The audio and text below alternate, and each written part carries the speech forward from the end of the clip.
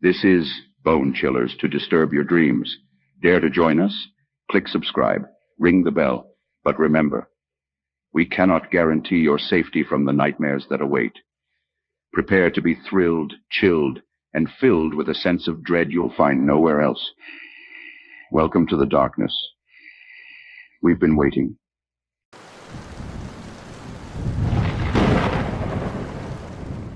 The slit-mouthed woman, the Kuchisake Onna. In the small, fog-enshrouded town of Sanyo, whispers threaded through the mist like tendrils of a chilling legend that refused to die. Decades had passed since the first reports in the 1970s, but the story of the Kuchisake Onna, the slit-mouthed woman, was a tale that clung to the town like a persistent shadow. Newspapers from the era, yellowed and brittle, still carried the morbid tale, and the internet had become a new vessel for her story to continue, gathering a cult following that speculated on her existence. Miho, a young girl with an insatiable curiosity for the macabre, found herself delving into the depths of the legend, her eyes glued to the glow of her computer screen as she read every article, every forum post, every supposedly true encounter with the spectral woman. The tale was always the same. A woman brutally mutilated by a jealous husband returned as a vengeful spirit. She would approach children under the veil of night with a simple, haunting question: "Am I beautiful?" Her face was hidden behind a surgical mask, common in the streets of Japan, leaving her intentions as obscured as her disfigured visage. One particular post caught Miho's eye, a recent sighting, not more than a week old, in her very own town. The comments were a mix of skeptics and believers, but one thing was clear: the legend of the Kuchisake Onna was alive and well. Emboldened by youthful fearlessness and the invulnerability she felt behind her computer screen, Miho typed, "If she's real, I'll find her." She hit enter, not knowing that her challenge had been heard beyond the digital realm. That night, a silver sliver of a moon hung in the sky as Miho walked home from a friend's house. The streetlights flickered as if struggling to maintain their vigil against the darkness. The air was unusually still, carrying the scent of impending rain. Miho's footsteps echoed on the empty street, a staccato rhythm that seemed to beckon something forth. From an alley shrouded in darkness, a figure stepped into the light. A woman, tall and slender, her face obscured by a surgical mask. "Am I beautiful?" she asked, her voice a serpentine hiss that seemed to swirl around Miho. The stories had been clear about one thing: you must not answer her question directly. Miho's heart pounded like a frantic drum, her breaths quick and shallow. "You're okay," she stammered, recalling one supposed way to survive the encounter. The woman tilted her head as if puzzled by the equivocal answer. She reached up, her fingers peeling away the mask to reveal a ghastly smile, her mouth slit from ear to ear, a grotesque chasm of darkness. Miho's scream was a silent thing, lost in the tightening vice of fear that constricted her throat. The slit-mouthed woman lunged forward, a blade glinting in her hand, a weapon as eager as its wielder to carve beauty into Miho's flesh. Running on pure instinct, Miho turned on her heel and sprinted. She could hear the woman's laughter behind her, a sound that seemed to come from everywhere at once. She didn't dare look back, her mind repeating a mantra: survive, just survive. The chase led to the edge of town, to an old Shinto shrine that Miho had always found peaceful. Now it stood as a dark silhouette against the night sky, its torii gate a boundary between worlds. Without knowing why, Miho felt compelled to cross its threshold. As she passed under the gate, a sudden gust of wind stirred the air, and the world fell silent behind her. She dared a glance back, seeing the slit-mouthed woman pause at the edge of the sacred grounds, her expression one of rage and resentment. She could not or would not enter. Miho collapsed to the ground, her body shaking, her mind racing. She had escaped, but she had also confirmed that the legend was no mere story. It was a grim reality that now knew her face. In the weeks that followed, Miho became a shadow of her former self, her obsession with the supernatural replaced by a paranoia that cast a pall over her every waking moment. The internet, once her gateway to the unknown, now served as a reminder of her brush with death. And though she never saw the Kuchisake Onna again, there were moments, always at night, when she felt a presence just beyond her sight, a whisper carried on the wind, asking a question that had no true answer. The legend of the slit-mouthed woman endured, fueled by Miho's story. Her account became the newest chapter in the endless saga of Kuchisake Onna, a cautionary tale of curiosity and the thin veil that separates the living from the vengeful spirits of the dead. For the townsfolk of Sanyo, the woman with the slit mouth was a spectre that haunted not just their town, but the darkest corners of their minds, a reminder that some legends are far too real and some questions should never be answered.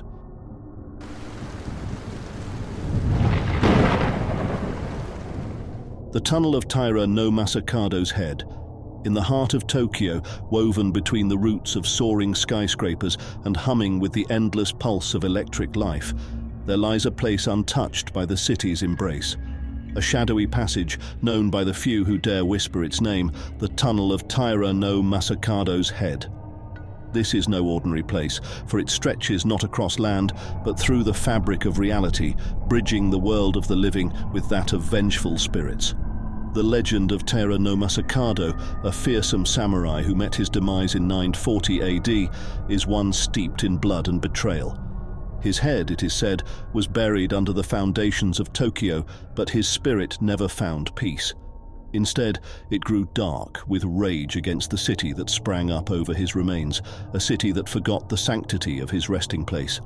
The tunnel is said to be the embodiment of Masakado's wrath, a gateway through which his influence seeps into the world. Stories have been passed down through generations, finding their way into non-fiction tomes on Japanese ghosts, of accidents and calamities befalling those who disturb the ground above his head. In modern times, tales of Masakado's curse proliferate across internet forums and blogs, often dismissed as urban legends, yet they continue to persist, a chilling testament to the samurai's undying fury.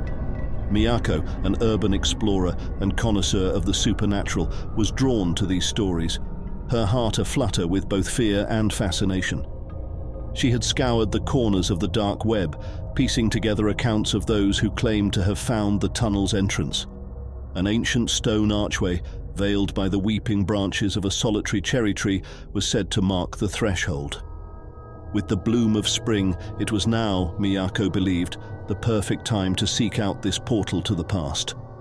She made her way through the labyrinth of Tokyo's streets until she stood before the tree, its blossoms casting dancing shadows in the moonlight. The archway loomed silent and foreboding before her, the carved stone ancient and out of place amidst the neon and noise. Taking a deep breath, she stepped through, and the city's cacophony fell away, replaced by an eerie silence. The tunnel stretched before her, the walls lined with gnarled roots and moss. The air was thick with the scent of earth and decay, and Miyako could feel the weight of centuries bearing down upon her. She felt eyes upon her, unseen presences that watched with curiosity and malice. It was as if the tunnel itself was alive, breathing with the spirit of Masakado. Her flashlight flickered over faded murals depicting Masakado's life and his violent end. As she delved deeper, the murals grew more grotesque, illustrating his head's severed journey, the eyes on the paintings seeming to follow her every move. Whispers echoed through the darkness, words of an ancient tongue Miyako could not understand, yet they chilled her to the bone. A cold wind brushed past her, carrying the faint sound of clashing swords and the cries of the dying. She shivered, wrapping her arms around herself as the temperature plummeted. The flashlight beam settled upon a final mural, larger and more ominous than the rest. It depicted Masakado's head, eyes ablaze with hatred, and at its foot lay a shrine. But it was the offering at the shrine that stole Miyako's breath, a human head, fresh, with blood still seeping into the soil. Aghast, she stumbled backward, her mind racing. This was no mere painting, the head was real, a recent offering. She understood then that the legends were not mere tales, but warnings. The accidents, the misfortune, all the works of a spirit fed by sacrifice to sate its endless wrath. The whispers crescendoed into a deafening roar, and the ground shook with the fury of the betrayed samurai. Miyako turned to flee, but the tunnel would not relinquish her so easily. The roots began to writhe and twist, reaching for her as if to drag her into the soil to join the legion of souls bound to Masakado's vengeance. In her panic, she dropped the flashlight, and it rolled away, casting wild shadows against the walls as it went. The darkness closed in, suffocating, absolute. Then a blinding light pierced the murk, and Miyako felt hands upon her, dragging her back towards the archway. She emerged, gasping into the Tokyo night, the cherry tree's blossoms gently falling around her like snowflakes. Turning back, she saw no archway, no tunnel. Only the tree, standing sentinel as if guarding the world from the darkness it concealed. In the days that followed, Miyako could not explain what had saved her. Some part of her knew she had been given a warning. She abandoned her pursuit of the supernatural, the experience seared into her soul. But the internet whispers of the tunnel continued, an enduring testament to Taira no Masakado's head and its undying wrath, a tale of horror for those who dare to delve too deeply into the shadows of the past.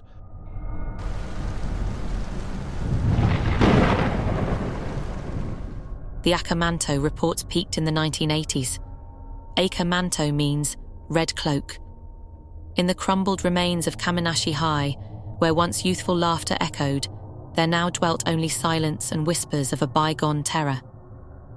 The school, closed since the 1980s after a series of unexplained tragedies, still held its secrets in the shadows, where dust lay undisturbed by time. The Akamanto, a legend spoken in hushed tones across internet forums and shrouded in the anonymity of the early web, was once said to haunt the very stalls of the school's restrooms. It was on an overcast day that Akio, a researcher intrigued by the digital footprints of urban myths, found himself at the gate of Kaminashi High.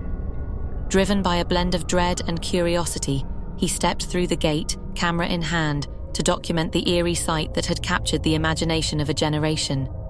The school, a relic of architectural austerity, bore no marks of vandalism, its solitude respected by locals who feared the legend might be true. Akio's footsteps echoed as he walked the halls, the quiet only broken by the distant drip of a leaking faucet. He found the bathroom by instinct, as if drawn by a force beyond his understanding. Inside, the air was thick, still carrying the scent of antiseptic and mold. The doors of the stalls stood ajar, save for one at the end that was firmly closed. Red paper or blue paper? The voice was sudden, like a whisper against his ear, and Akio spun around. There was no one. Rationality argued against his fear. It was a prank, perhaps, or his mind playing tricks. Yet, as he reached for the closed stall, his hand trembled. Inside, the stall was empty. With a sigh of relief, Akio set up his camera to record, speaking into it. No sign of the Akamanto here. It seems... Red paper or blue paper? This time, the voice was not a whisper, but a clear, menacing question. Akio froze. The camera's red recording light blinked mockingly. "Who's there?" he demanded, steeling his nerves. Silence, choosing neither. Akio turned to leave, but found himself facing a figure draped in a tattered cloak, crimson as blood-soaked poppies, a hood obscuring the face. Panic surged through him, but his feet were rooted to the spot. The figure repeated the question. "Red paper or blue paper?"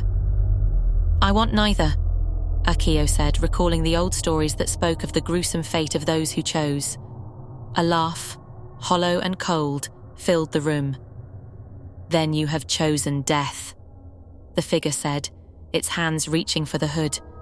Akio ran, the camera forgotten, his heart pounding a frantic rhythm. He burst from the restroom, the hallways twisting strangely, as if reshaped by his fear. He could hear it behind him, the flutter of red cloth, the scent of copper heavy in the air. Breathless, he reached the exit, but it was sealed shut. Turning back, he found himself face to face with the entity. This time, it lifted its hood, revealing a mask white as bone, with features twisted in a grotesque grin and eyes that were voids swallowing light. "You cannot escape the Akamanto," it hissed, In desperation, Akio grabbed a fire extinguisher, hurling it at the creature. It went through, shattering a window, daylight pouring in. The Aka manto recoiled with a hiss, the sunlight seeming to burn it.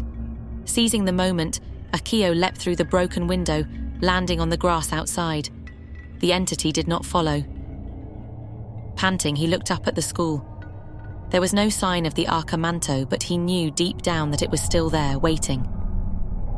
Days later, after recovering from his injuries, Akio posted his account online, attaching the video from the camera he had retrieved. The footage showed only him speaking and reacting to an unseen presence, the voice of the Aka manto absent. Commenters were divided, some believing, others declaring it a hoax. Yet the legend of the Aka manto spread further. An old terror reborn in digital form, an urban legend given new life through the tales of those who dared to investigate. Akio never returned to Kaminashi High, but sometimes, in the dead of night, he would wake up to the sound of a voice asking, "Red paper or blue paper?" And he would know with chilling certainty that the Aka manto was not bound by the walls of that old bathroom, but by the threads of belief that kept it alive in the minds of the living.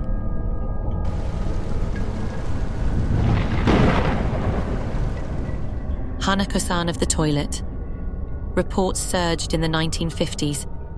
The school stood as if frozen in time, its architecture a testament to the decades it had weathered. The playground's laughter was hushed as twilight caressed the earth, leaving a soft chill in its wake. Legends wove through its halls like persistent vines, but none as tenacious as the tale of Hanako-san. It began as a whisper, a dare amongst the brave or foolish. In the third stall of the girls' bathroom on the third floor, if you knocked 3 times and asked, "Hanako-san, are you there?" she might answer. Some say she was a victim of an accident, others, a casualty of war.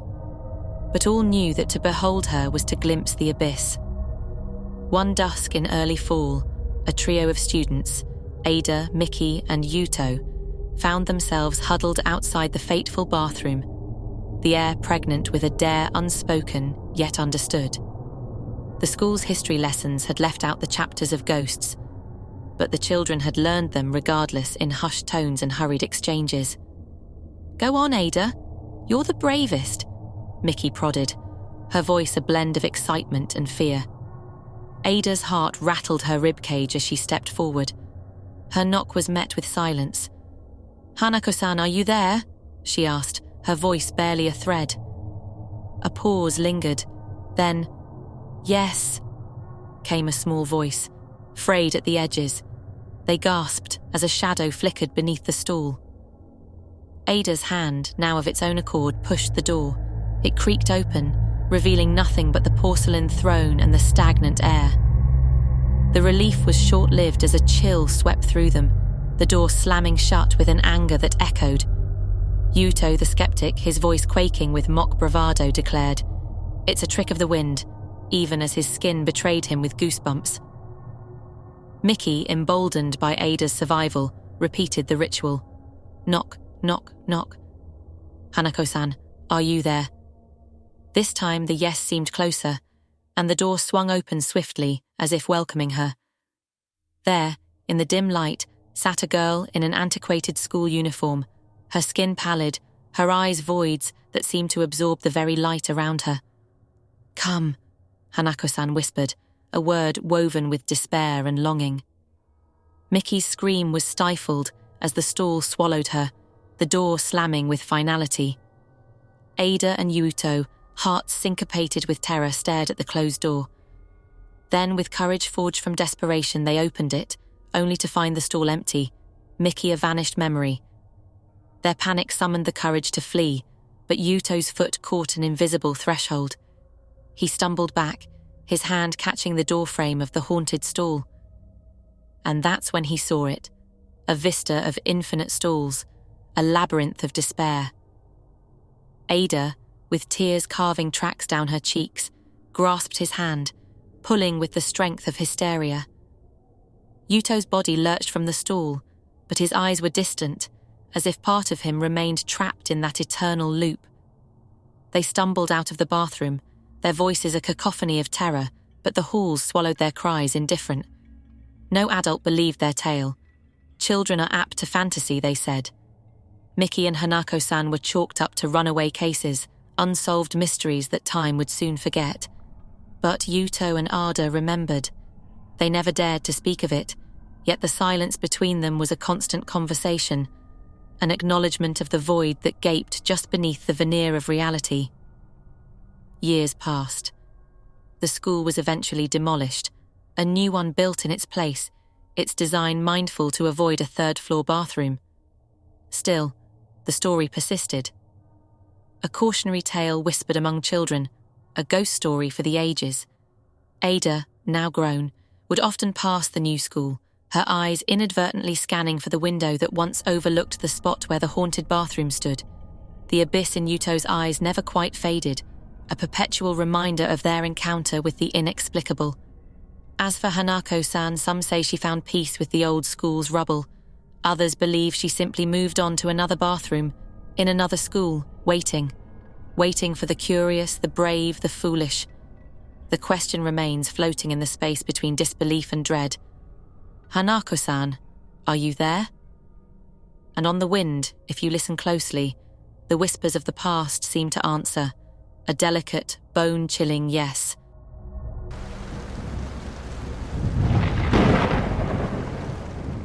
The Oni of Rashomon Gate. Oni translates to ogre or demon in English.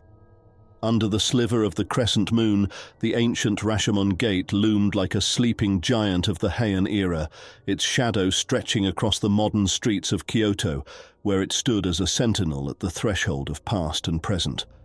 The gate, now a mere relic amidst neon signs and the hum of the 21st century, still held its ancient tales close, whispered by the wind through its time-worn beams.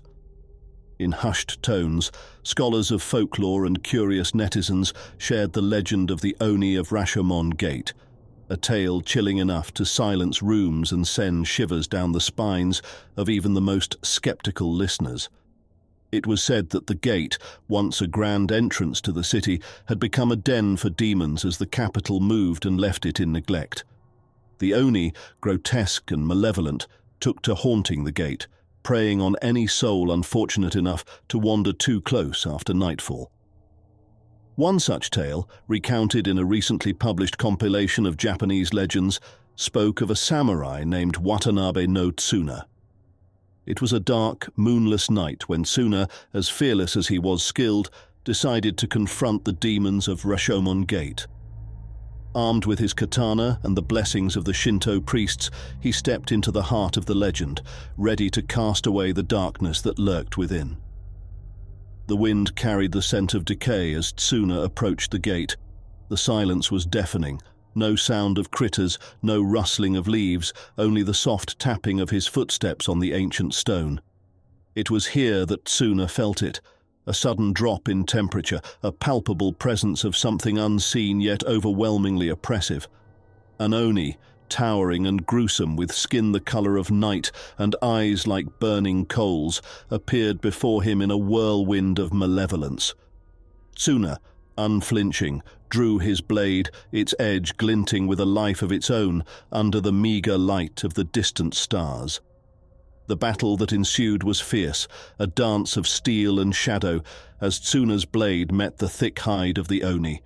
With a warrior's cry, Tsuna severed an arm of the beast, sending it fleeing into the night, howling in pain and rage. The severed arm, a trophy of his victory, was locked away by Tsuna in a chest. However, as all tales of darkness go, the Oni was not so easily bested. Using deception and guile, it disguised itself as an old woman, tricked Tsuna, and reclaimed its severed limb. The Oni of Rashomon Gate was never seen again, but its legend, the fear it inspired, lingered on, as palpable as the chill that descended upon the site each dusk. Fast forward to the present day, the tale was often recounted on websites and blogs, a tale of horror from an era long gone, yet the inexplicable dread that clung to Rashomon Gate suggested otherwise. It was a place few dared to tread after sunset, a piece of history that refused to be forgotten. Among the brave, or perhaps the foolish, was a university student named Aiko, a modern woman with an interest in the old world. Armed with nothing but her skepticism and a camera, Aiko ventured to Rashomon Gate at night, intending to debunk the stories and perhaps capture some interesting photographs for her blog. The night she chose was similar to the one from Tsuna's tale, with a crescent moon casting feeble light upon the gate. She felt the unease as she drew closer, the temperature dropping, the silence settling in. Through her lens, the gate appeared more daunting, its ancient carvings seemingly contorted in the low light. As she adjusted her focus, a figure appeared in the viewfinder, a figure that should not have been there. A chill ran down her spine, and her hands trembled, not from the cold, but from fear as the figure became clearer. It was tall, its form obscured by the darkness, with eyes that seemed to hold a fire within them. Aiko's skepticism crumbled as she realized she was not alone. The figure advanced, and a grotesque hand reached out towards her, its skin rough and ashen. In that moment, Aiko's modern sensibilities abandoned her, and she found herself reciting a prayer she had learned from her grandmother, a prayer to ward off evil spirits. Perhaps it was the prayer, or perhaps the Oni had not expected to encounter resistance, but the figure halted, its fiery gaze burning into Aiko before it vanished as suddenly as it had appeared. Trembling, Aiko ran from the gate, her camera abandoned, her blog forgotten. She had sought to capture the Oni on film, but instead, she had become part of the legend, a modern witness to an ancient horror that refused to die, just another chilling chapter in the story of the Oni of Rashomon Gate.